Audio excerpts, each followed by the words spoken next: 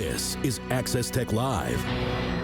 Now, OCO is an AI-driven navigation app that has been around since 2020 and launched first in the US and in Belgium, which is where the developer is originally from. Now, this coming month, July, and indeed July 1st, it will appear in the Canadian Apple App Store. Now, Ramya, let's talk a little bit about OCO. Ramya Amuthan is with me today, of course. Mark is on, I don't know if he's on holiday or what he's doing. He's always busy doing something. Birthday celebrations, right? You know, yeah, exactly. It's a birthday celebration. He's having cake.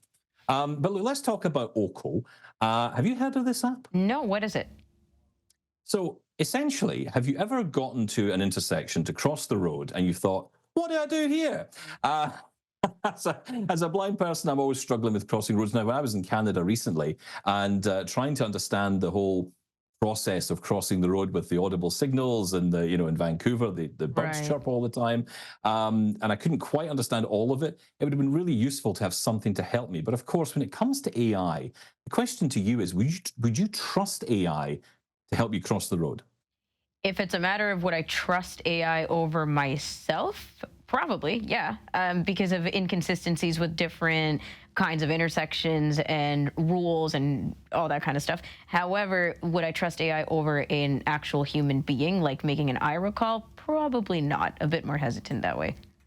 That's interesting, yeah. So if you had the service to use a human set of eyes rather than AI eyes, essentially, then I see that. I mean, I think it's an interesting app because first off, this is all about helping you cross the road safely. It is adding new features, and we're going to hear now from the founder, the developer of the app, Michael Janssen, who told me about the background of the app and what new features are coming ahead of its launch in Canada on the 1st of July. Let's listen into this. We first started with tackling a challenge which is pretty huge amongst the community, which is indeed crossing the street, getting access to the pedestrian signal. And so that's something that we've been doing for, let's say, 2.5 years now. We're using the back camera of your iPhone and artificial intelligence to visually interpret whether the pedestrian signal is green or red, or in the US and Canada, they mostly call it walk or don't walk sign. And so that's something that we've been known for the past 2 years. And then pretty recently, we've actually taken a new step into that bigger vision, which is more navigation and exploration. And so actually what we've developed is, and what we're actually still developing, is accessibility maps. Because if you think about general maps, Apple Maps, Google Maps, Blind Square, or any kind of maps, most of them are tailored for cars. So there's no real navigation app that is like bottom up built for helping pedestrians navigate, let alone people that might have different needs, of course. And so that's ultimately our main focus, to really help pedestrians navigate cities. And so in that perspective, we actually see maps and AI working pretty closely together. So what you can expect from the OCO app today, and it's only in the US and then coming in Canada beginning of next month, and then in some few other regions where we're available at the same time, beginning of July. But generally, if you open up the app, you can either search a destination, which will typically give you turn-by-turn directions. But what's interesting, and that's where we're trying to make the difference, is that we want to include and provide more accessibility information. So whenever you're, for example, coming onto an intersection, we announce that intersection, like the streets that you're getting across. But we go even a step further, that we also want to say, is it a signalized intersection, or is it just a stop sign or a marked crossing? And so the beautiful thing about having both that navigation aspect is that if you come to a signalized intersection, for example, all you need to do is tilt the phone. So raising the phone will trigger the camera to come on and the AI to look for pedestrian signals. So it's a beautiful integration between like getting turn by turn, navigating, and whenever you do feel that you need access to, for example, a pedestrian signal, you can just take out your phone, and tying both the navigation and the AI is what we hope, of course, a very seamless way of navigating and helping you around.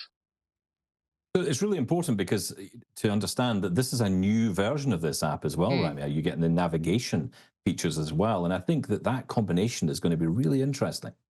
Yeah, it's interesting. It's helpful. Like a lot of the details that he explained in that clip, right? Like turn-by-turn navigation, being able to ask the AI questions about what type of intersection it is that you're coming to is all fantastic, Stephen.